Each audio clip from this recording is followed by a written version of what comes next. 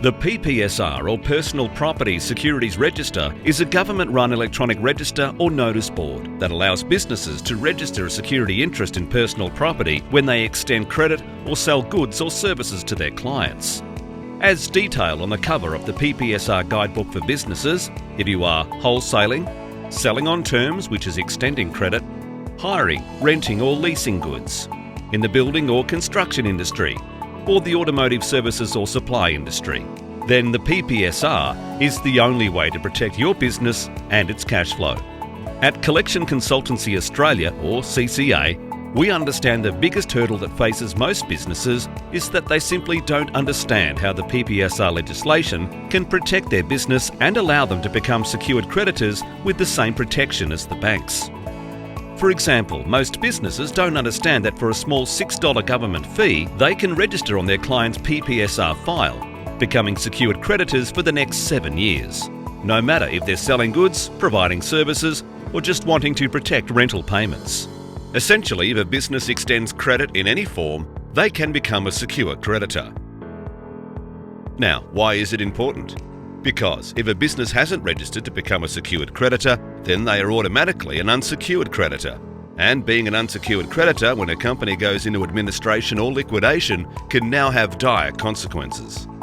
It all goes back to Section 588 FA1 of the Corporations Act of 2001. Since the introduction of the PPSR, it is now much easier for a liquidator to recognise an unsecured creditor and use the Corporations Act to identify any payments made to that creditor which they class to be preferential.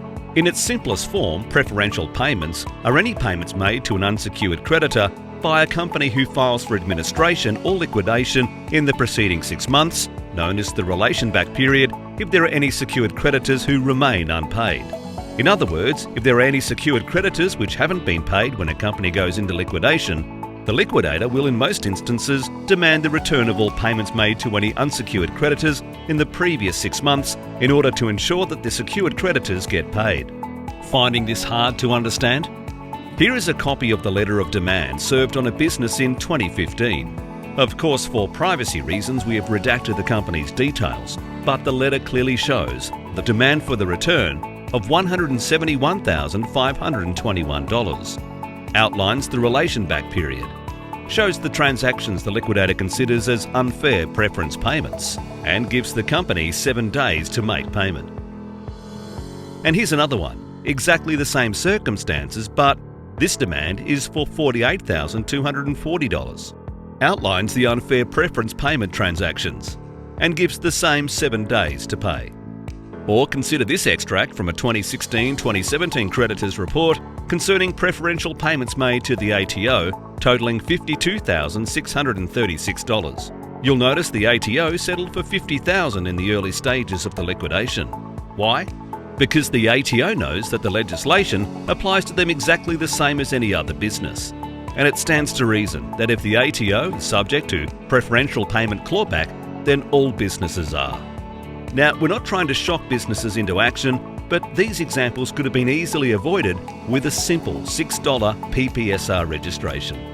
Given the fact that the PPSR legislation has been in place since 2012, if it's not an everyday part of your business, you may need to make some changes.